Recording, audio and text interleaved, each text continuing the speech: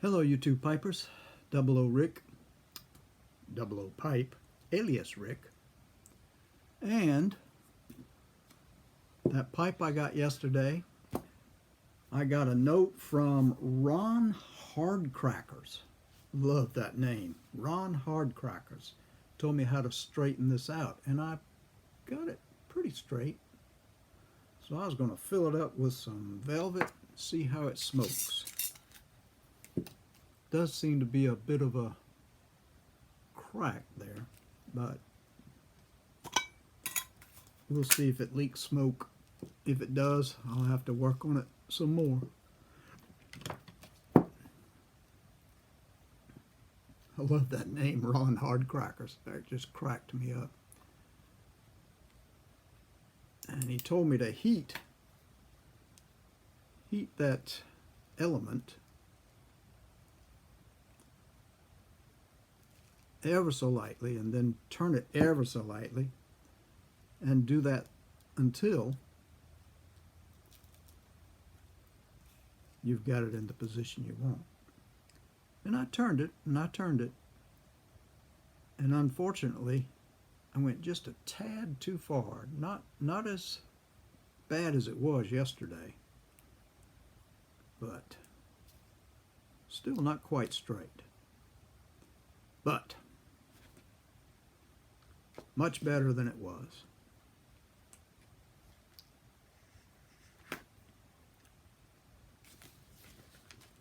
And I cleaned it up.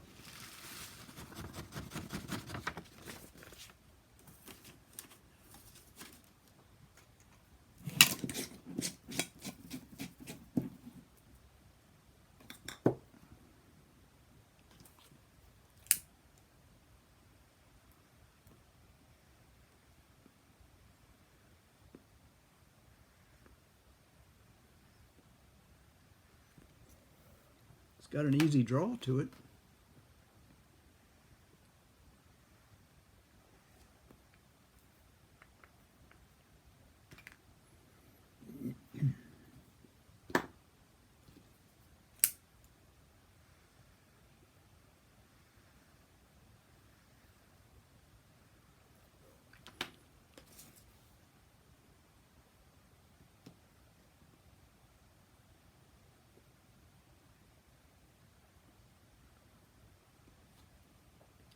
When I was heating that metal element that sticks into there, I did it with the gas lighter most of the time. And then I thought maybe the flame for this would be better.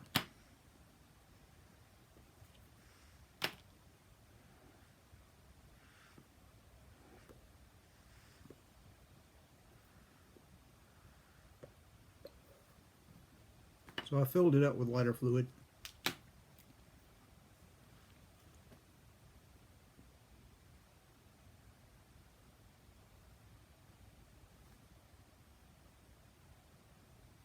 Not bad.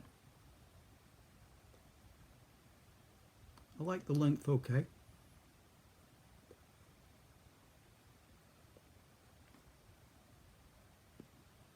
Draws easy.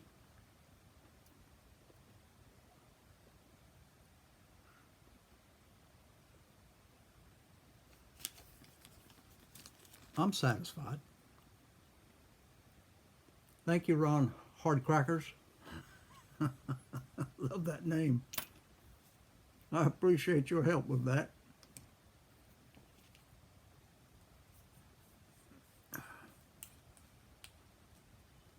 Wow. Well, I'll worry about that another time.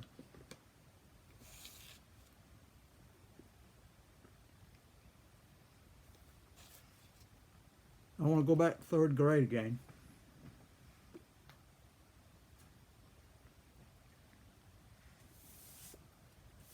Back to when it was October when this happened.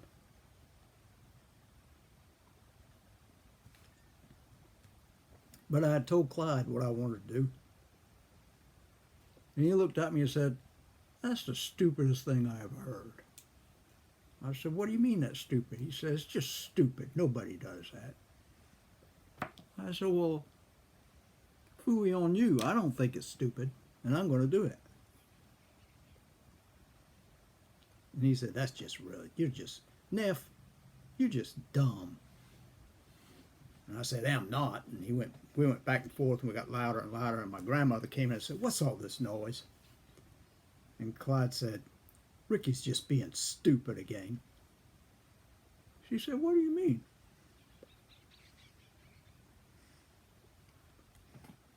He's going to give his library a present for Christmas. It must not have been October. It must have been December. Anyway, she said, Ricky, is that what you're going to do? And I said, yes, ma'am. And she said, people don't do that. That's dumb. I said, I don't think so. She said, well, it's your money. You can do what you want, but people just don't do that. And she walked off back to the kitchen. And Clyde went,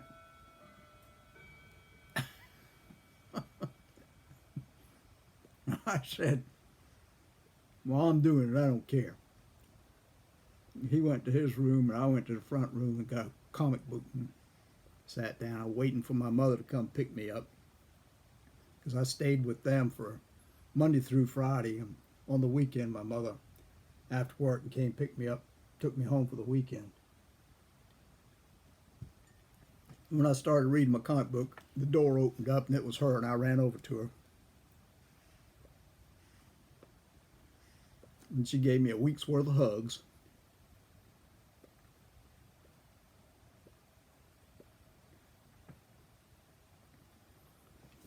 And Clyde came in and said, you got a dumb son. And she said, what do you mean, Clyde? He said, I'm going to let him tell you, because it's just too dumb for me even to say. And she looked at me kind of funny. And I just went like this. And she said, go get your things. We're going to head home. I said, can we go shopping now? She said, already? He said, yeah, I want to go get Christmas presents. She said, no, we're going to do that first thing in the morning. We're not going to do it now. I got to go home and fix supper for your dad. And you, and me. So I said, okay. Because I had been saving in my piggy bank all year for enough money to get presents for the people I wanted to get presents for. And I had decided I was going to get this present for the library.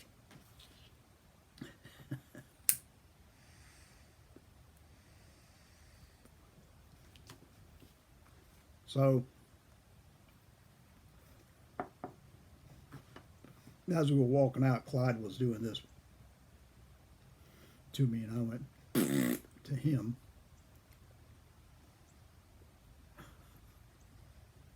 We got home,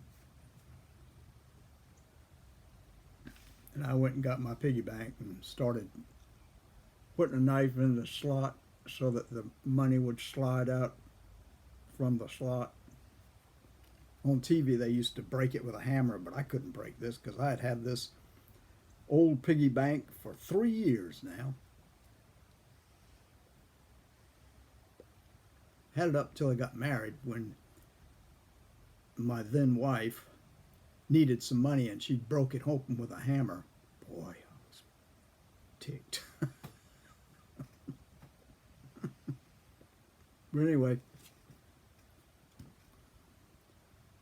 we had supper, and Dad had gotten home late because he always worked late.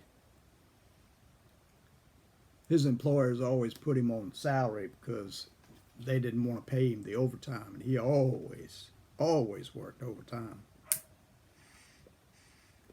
Not because he cared about the money, but he just wanted the job to be done right. He was a perfectionist. So we went to bed that night and got up in the morning.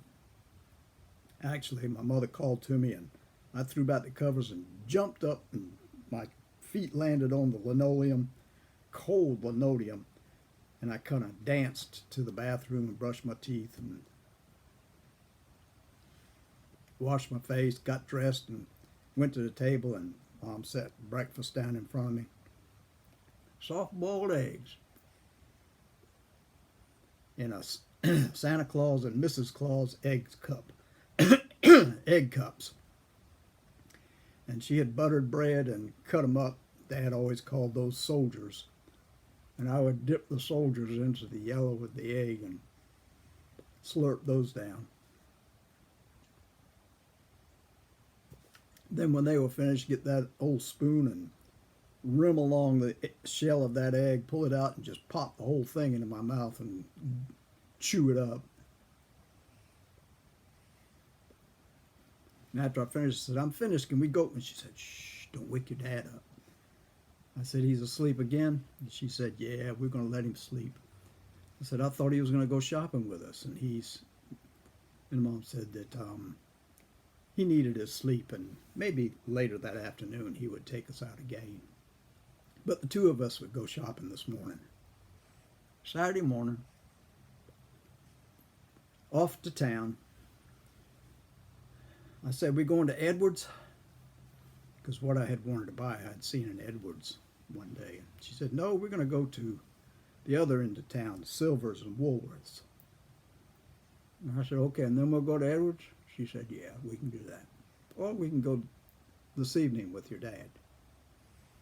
So I said, "Okay."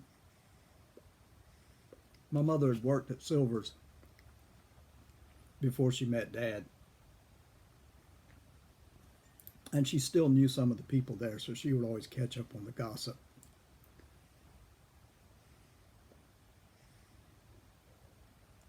So while she was talking to her friends, I ran back to the back to see what I could find, because I had about $10 in change. And I had it all in my pocket, and it was weighting me down. And I ran back and looked around, and there I saw it. That's exactly what I wanted. It was a book on a shelf, a little bit higher than I could reach. Glossy cover with a picture of Tarzan pulling a arrow back in his bow. And in the background was a bridge going to the City of Gold. And the title said Tarzan and the City of Gold. So I climbed as high as I could get, tried to touch it. And I went as high as I could because I was a short little guy. And I was leaning on the counter, and a man comes over and says, "What you doing, boy?" And I fell back, and boom, my bum hit the ground, and dust came up from the floor because those old floors, I don't think they'd ever been swept. Old boards so trodden on that they were kind of raw. They had never seen polish or stain for years, and the dust was within the cracks of those old boards, and it just bounced up when I hit that board. And I looked over in his shoes, and I looked up at him. He said, "What do you mean climbing up on that bench? Chubby boys like you can't climb up on those shelves because they'll fall down with you." And I said, "Yes, sir." He said, "I don't want to see you doing that again." And I said, "Yes, sir." And I stared up at the book, and he walked off. He could have gotten the book, I said to myself, with a bad name that I couldn't say because I was a kid.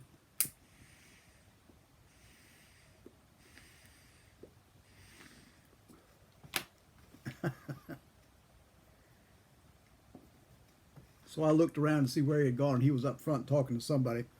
So I got back on that shelf and climbed up and pushed with my hand and my feet on the floor and jumped and hit the book as much as I could, and it fell down on the counter. And I looked around to see if he had seen me. He was still talking to whoever it was, so I picked up my book and I had it in my hand. That's what I wanted. Exactly what I wanted. So I walked up to where my mother was and said, can we go now? And that man came over and he said, how'd you get that book, boy? And my mother looked at him and turned to say, who are you talking to, sir? He said, that boy there and she said, that boy there is my son. And he said, oh, I'm sorry, ma'am. I'm sorry. And she said, don't apologize to me. You apologize to my son. So he said, I'm sorry, little boy, but you shouldn't be climbing. And she said, what do you mean he was climbing? He was climbing on the shelf to get that book. And she said, you couldn't have gotten it for him then? And he said, oh, I guess I should have. I'm sorry, ma'am. She said, don't apologize to me. Apologize to my son. He did again. And I said, Mom, can we go now? And she said, yeah, we can go now. And as she had my hand, I turned around and went to him. Didn't make the noise, but... And we went on to Woolworths, and I found all the other things I wanted to get for Christmas. I had my prized possession, that book. When we got home, she said, how much that book cost? And I told her, she said, that's the most expensive item you got. Who is that for? And that's when I said, the library. She said, for who? And I said, the library. She said, you're going to give a present to the library? And I said, yes, ma'am. She said, people don't do that, son. People don't give libraries presents. I said, well, I'm going to. She said, okay, it was your money. You do what you want, but I sure don't understand it. So I took my time wrapping that book, wrapped it up as pretty as I could, creased it nice and all the way around, got a big bow on it, tied it up nice, went and dropped it in my book bag. And I was going to take it to the library first thing Monday.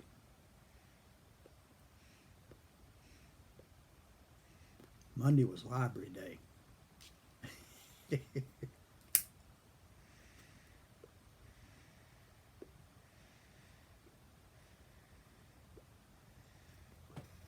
I got to school. I usually walk to school, walk through the back gate. The main building was over here to the left, and the newer units that had been built were behind it. And there was a brand new brick building on the side as I walked down the... It was a sidewalk with a covering over it to keep kids from getting wet when it rained. Breezeway. And I walked down the breezeway and turned to the left and into that brand spanking new building. And my class was the last one on the right, and the library was the first one on the right. Door was closed because it was too early for the library to be open. So I went on to class, put my book sack down, pulled out the gift that I had wrapped so pretty, and put it back, and the girl behind me said, who's that for? And I looked at her and I smiled and I said, the library. She said, the library? People don't give presents to the library. How many people are going to tell me this? I thought to myself. So I said, I do. And the teacher came in and said, all right, get in your desks and get your English books out. We're going to start. No, we did not. At that time, we started class with a reading from the Bible. And when that was over, we stood up and pledged allegiance to the flag. Two things that I think were good for us as children. But anyway, after the Bible reading and the pledge of the flag, she said, take out your English books and we'll get started. So we went through our classes, English and whatever it was next. And 11 o'clock came and she said, okay, put your books up. It's library time. Now don't forget to take back the library books that you borrowed if you finished them. And everybody line up. I pulled out my present.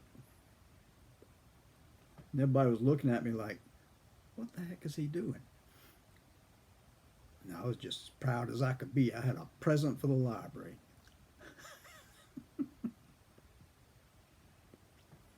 We lined up and we started walking down the hall. And everybody started turning into the library. And I kind of snuck out of line. I went to the back. And I was the last one in. And there she was, sitting at the desk, the librarian. She was a brunette, brilliant blue eyes, just as pretty as anybody from Hollywood. And I was just starstruck. And I just kind of stumbled up to the desk, just staring at her eyes. And she said, Ricky, what is that you got? Is that a present for me? And I said, it's for the library. And she said, you're giving a present to the library? And I said, just lost in her smile and in her eyes and in that soft brunette hair that was just falling across her shoulders. I was just mesmerized. The teacher came over and shook me and said, Ricky, are you all right? You don't have a fever. Is something wrong? I said, no, ma'am, I'm okay. And I went back and got lost in that librarian's eyes again. And she said, big smile on her face, she said, thank you, Rick. Ricky, I really appreciate this. The library appreciates this. Thank you so much. And I said, you're welcome. I turned around and I ran down to the class and sat down at my desk. And as I was going, I heard people down the hall saying, Kissi. They were making fun of me, but I didn't care. I had done what I wanted to do. I gave the library a present.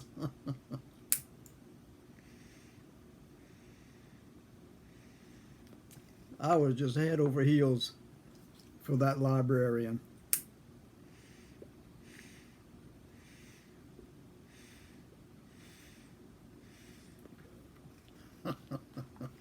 I know some people had crushes on their teachers, but all our teachers were in their like 50s. So no teacher ever caught my eye, but this librarian just had me floating on clouds, especially when she smiled at me.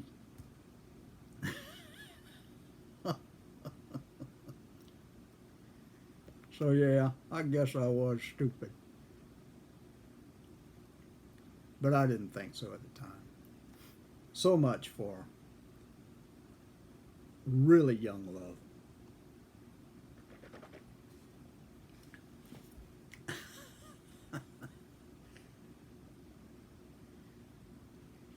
Just the expression on everybody's face when they said, you're giving a present to the library? Oh, jeez. Okay, that's enough. Looks like it might be going to rain the next couple of days here, but it's still cool. I didn't open the windows today because it wasn't that cool, but still.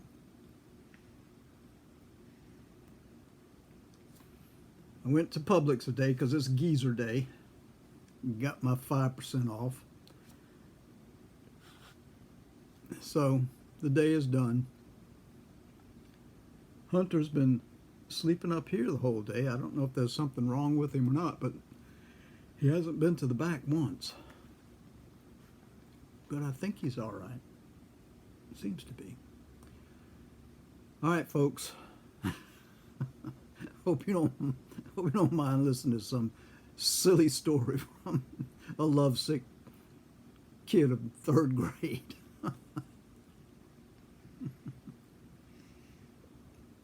And my pipe, I like it. And thank you, Ron Hardcracker, for your suggestion, because it seemed to work pretty good. It's not leaking smoke out of that crevice there, so I'm happy with it. All right, folks. Take care of yourselves. I'll say God bless. Till the next time, bye-bye.